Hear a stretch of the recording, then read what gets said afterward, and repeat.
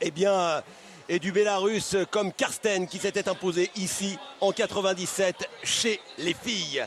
Vous le voyez, 4 garçons au milieu qui sont vraiment des monstres de la discipline. Qui sera l'homme fort de cette Coupe du Monde en skiff? Eh bien, c'est parti avec un gros départ de Marcel Hacker, un gros départ également de Julien Bain et le gros plan sur Andrej Sinek, le Tchèque, champion du monde en titre. Voilà, le skiff, c'est une discipline bien particulière. C'est la seule discipline en aviron où on est vraiment tout seul. Donc il faut avoir un état d'esprit qui est quand même bien différent des autres bateaux. Et c'est vrai que faut être vraiment très fort dans sa tête. On est tout seul face à ses adversaires et c'est pas du tout la même histoire. Alors là, ce sont des gabarits de troisième ligne L, voire de deuxième ligne. C'est pas loin de 2 mètres et 100 kilos pour tous ces garçons avec Andrej Sinek, Marcel Hacker ici, 106 kilos Marcel Hacker.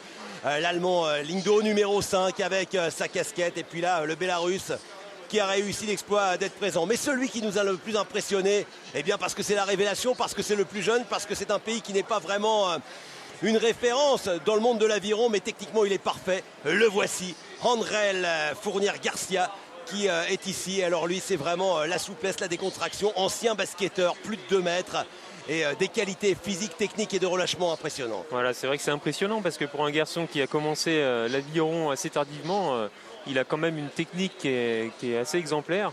Donc sur les courses qu'on a pu voir ces derniers jours, ouais, il a été assez impressionnant. Ouais. Où se trouve Maë Drysdale? Ici en gros plan avec ses chaussettes découpées. Pourquoi? Tout simplement pour que les rails ne lui rentrent pas dans les mollets quand il rame. La planche de pied est fixe mais la coulisse bouge. Les positions après 500 mètres de course. En tête, le champion d'Europe, champion du monde, Andrej Sinek, Marcel Hacker deuxième, Julien Bain, l'ancien français néo-canadien qui occupe la 3e place. Et derrière, nous avons le néo-zélandais. Mais attention, pourquoi? Parce que Maë Drysdale, eh bien, il rame comme le 220 néo-zélandais avec 500 mètres très bien répartis. Voilà, c'est un petit peu la marque de fabrique, on va dire, des grands rameurs néo-zélandais. Mais bon, voilà, Julien Bain, il est quand même pas mal parti, je pense. Et il fait son boulot là, c'est pas mal ce qu'il fait. Ouais, Andrej Sinek, regardez, décontracté également. Marcel Hacker qui a jeté un petit coup d'œil sur tribord pour voir où se situaient les autres. Et puis nous avons eh bien, désormais à la ligne d'eau numéro 4, Maë Drysdale qui commence à remonter progressivement en 3e, 4e position. Sinek, Hacker et Drysdale qui devrait pointer désormais eh bien, sur la 3e place virtuelle de cette grande finale en skiff messieurs.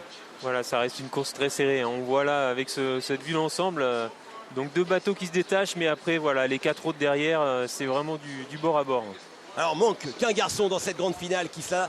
Eh bien le Norvégien, double champion olympique en titre, Olaf Tufte, qui lui, le champion olympique d'Athènes, de Pékin, est revenu après 2 années hors des bassins. Il était encore un peu juste pour rentrer en finale, mais peut-être que l'an prochain, il viendra se mêler à la bagarre avec Sinek, avec Hacker, avec Fournier et avec Maë Drysdale. On voit que désormais, c'est un petit peu plus dur pour Julien Bain et également pour le Bélarus. Ils sont 4 pour un podium. Et Sinek, qui à mi-parcours a toujours une demi-longueur d'avance, un peu moins sur Hacker. Et derrière Maë Drysdale qui a une demi-longueur de jour de la 1re place. Voilà, le Cubain qui résiste bien aussi. Il est vraiment impressionnant parce que on sent vraiment la puissance à chaque coup.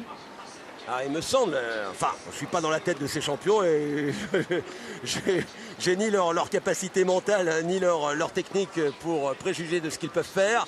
Mais ça ne me paraîtrait pas improbable que Fournier ait vraiment copié sa course sur Maë Drysdale parce qu'il a dû se dire tiens, celui qui a fait le meilleur temps lors des demi-finales, c'est Drysdale, c'est lui mon adversaire numéro 1 et ça a profité à Sinek. Mais regardez, le Cubain qui commence à remonter maintenant, impressionnant ce qu'il est en train de faire.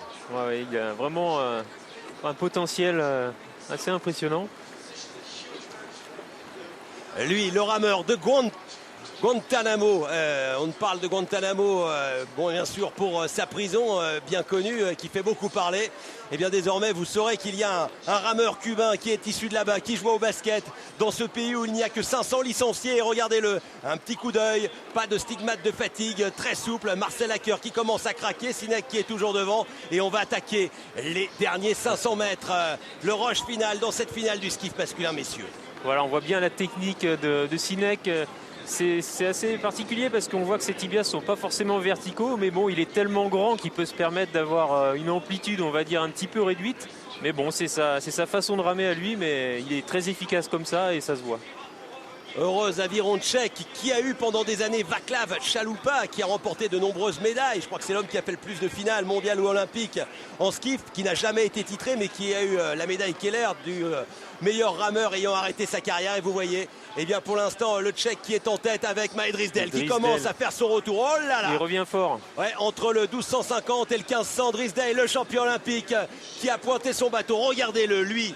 L'homme, le kiwi, le All Black qui commence à attaquer, l'homme qui est si fort à l'ergomètre, le petit coup d'œil et ça commence à partir. On vous a dit qu'il était dangereux dans la dernière phase de la course. Sinek qui est toujours devant. Et bien voilà, ça va être la grande explication entre le champion du monde et le champion olympique en titre. Voilà, c'est dans la tête là que ça se joue parce que ça commence à faire vraiment mal dans les jambes, dans les bras, partout.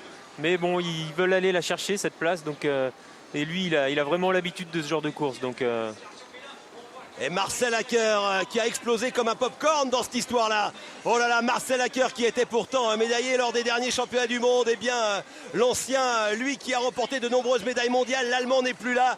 Garcia a calqué sa course sur Drysdale, mais regardez Maël Drysdale qui tente de revenir sur Sinek maintenant. Tout va se jouer à l'enlevage. Ça nous rappelle les grandes époques, les Karppinen contre Kolbe. Ça nous rappelle vraiment la période Languet contre Chalupa. Et regardez Maël Drysdale, le champion olympique qui tente de revenir maintenant sur Sinek. Ça va se jouer à rien du tout. Qui du champion du monde ou passer, du champion olympique va s'imposer? Le Tchèque ou alors le Néo-Zélandais à l'arrivée. Il a mis la pointe devant. Qui a mis la pointe devant. Le patron est de retour à 35 ans. Maël Sinek lâche le morceau. Est allé chercher la victoire qui lui manquait. C'est lui le patron, vainqueur de la Coupe du Monde ici avec Belette devant Sinek. Et Garcia, Fournier Garcia qui prend la 3e place, Marcel Hacker 4e. Et bien voilà pour ce skiff très impressionnant alors qu'il y a eu d'autres courses très intéressantes, notamment le 400 barreur poids léger messieurs.